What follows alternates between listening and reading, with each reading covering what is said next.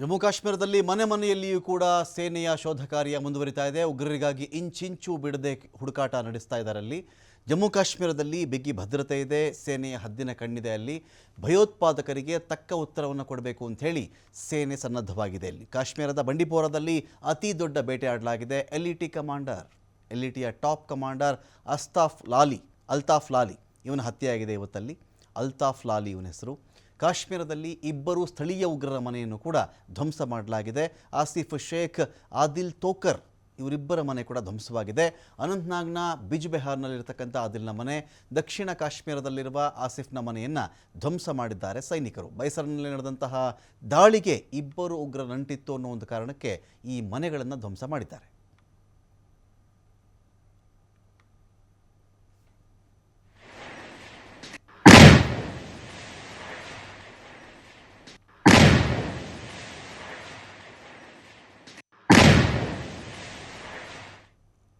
ಇನ್ನೊಂದು ಕಡೆ ಭಯೋತ್ಪಾದನೆಯನ್ನು ಸಮರ್ಥನೆ ಮಾಡಿಕೊಂಡಿರೋದು ಉಗ್ರನ ಸಹೋದರಿ. ಪಹಲ್ಗಾಮ್ ದಾಳಿಯಲ್ಲಿ ಭಾಗಿಯಾಗಿರುವ ಉಗ್ರ ನನ್ನ ಸಹೋದರ ಮುಜಾಹಿದ್ದೀನ್, ನನ್ನ ಸಹೋದರ ಮುಜಾಹಿದ್ದೀನ್ ಅಂತ ಹೇಳಿ ಸಹೋದರಿ ಮಾತಾಡಿದ್ದಾಳೆ. ಅಲ್ಲಿ ಪಹಲ್ಗಾಮ್ನಲ್ಲಿ ಭಾಗಿಯಾಗಿದ್ದು ನನ್ನ ಸಹೋದರ, ಆ ಒಂದು ಟೆರರಿಸ್ಟ್ ಅಟ್ಯಾಕಲ್ಲಿ ನನ್ನ ಸಹೋದರ ಇದ್ದ. ಇವತ್ತು ಬೆಳಿಗ್ಗೆ ಉಗ್ರನ ಮನೆಯನ್ನು ಸೇನೆ ಧ್ವಂಸ ಮಾಡುತ್ತೆ. ಇದಾದ ಬಳಿಕ ಸಹೋದರನ ಉಗ್ರತ್ವವನ್ನು ತಂಗಿ ಸಮರ್ಥನೆ ಮಾಡಿಕೊಂಡಿದ್ದಾಳೆ.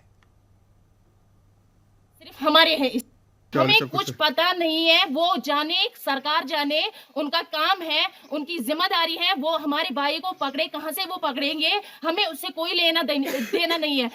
हम घर वाले बिल्कुल इनोसेंट होते हैं, हम इनोसेंट हैं। हमारे घर में जो भी ये पूरी बिल्डिंग है, ये चाचा मेरे 3 चाचाओं के हैं, 2 कमरे सिर्फ हमारे हैं इसमें। तो इन्होंने पूरा डिस्ट्रॉय कर दिया है हमारा सब कुछ। उनको थाने में बांध रखा, लेकिन हमें क्या किया, उन चारों को बांध रखा। घर में कोई नहीं था, यहाँ पे पता नहीं फिर क्या किया इन्होंने, आप खुद देख सकते हैं। इन्होंने पूरा डिस्ट्रॉय कर दिया है यहाँ पे। हमें कुछ पता नहीं है वो